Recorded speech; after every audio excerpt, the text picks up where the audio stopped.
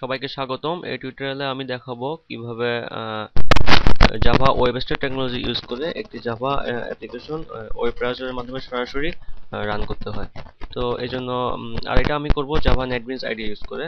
তো এই জন্য আমার যে প্রজেক্টটা ওপেন করা আছে সেটিতে আমি রাইট বাটনে ক্লিক করি এবং প্রপার্টিসে যাই, এবং প্রপার্টিসে গিয়ে এখানে দেখবো যে ওয়েব স্টার্ট একটি মেনু আছে। তো এখানে গিয়ে আমাকে এনাবল জাভা ওয়েব স্টার্ট এই বাটনে আমাকে ক্লিক করতে হবে, এবং এটা কোড বেস হিসেবে আমাকে সেট আপ করতে হবে ইউজার ডিফাইন্ড। এখানে আমি চাইলে লোকাল এক্সিকিউশন সিলেক্ট করতে পারি যদি আমি চাই যে আমার লোকাল মেশিনটাই আমার সার্ভার, এবং আমার কোড বেস প্রিভিউ হবে যে আমার সার্ভারের যে লোকেশনে আমি আমার এই প্রজেক্টের জেএনএলপি ফাইলগুলো রাখতে চাই।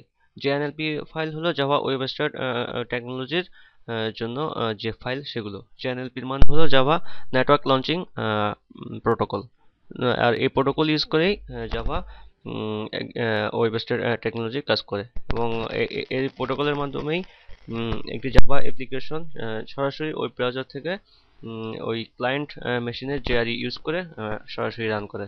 এবং আমি এখানে সেলফ সাইন এই বাটনটা আমি টিক চিহ্ন দিয়ে দিব, এবং যেহেতু এখানে সিকিউরিটির ব্যাপার আছে, তো সেহেতু এখানে আমাকে আমার অ্যাপ্লিকেশনটা সিগনেচার করা থাকতে হয়।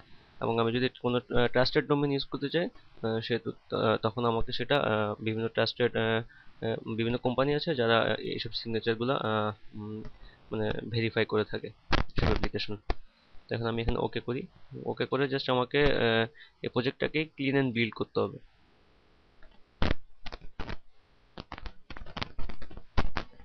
আমার বিল্ড সাকসেসফুল হওয়ার পরে আমি যদি ফাইলস ট্যাবে যাই, তো তখন দেখতে পারবো এখানে লঞ্চ HTML এবং লঞ্চ ডট জেএনএলপি এই দুটো ফাইল ক্রিয়েট হবে আমার ডিস্ট্রিবিউশন ফোল্ডারে।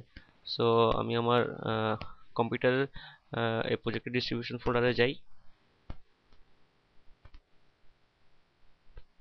সো কম্পিউটার ডিস্ট্রিবিউশন ফোল্ডারে গেলে আমি দেখতে পারবো যে আমার লঞ্চ ডট HTML এবং লঞ্চ ডট জেএনএলপি এই ফাইলগুলা এখানে তৈরি হবে। আর আমার যে প্রজেক্ট সে প্রজেক্টের জার ফাইলটাও এই ফোল্ডারে থাকবে। তো এখন আমি আমার সার্ভারে এই ফাইলগুলোকে আপলোড করব। তো এই জন্য আমি একটি FTP ক্লায়েন্ট ইউজ করে আমার সার্ভারের যে public HTML Java RMI folder, যেহেতু আমি এই ফোল্ডারটাই আমি ও আমার প্রজেক্টের বা ওয়েবসাইট ফাইল তৈরি করার জন্য আমি এই লোকেশনটা ইউজ করছি। তো সেহেতু সেই এই তিনটা ফাইলই আমি আমার জাভা RMI ফোল্ডারে, আমার সার্ভারে জাভা RMI ফোল্ডারে আপলোড করি। আপলোড করার পর এখন আমার সার্ভারকে বলে দিতে হবে যে আমার জেএনএলপি এক্সটেনশন যুক্ত ফাইলগুলা কি মাইম টাইপের।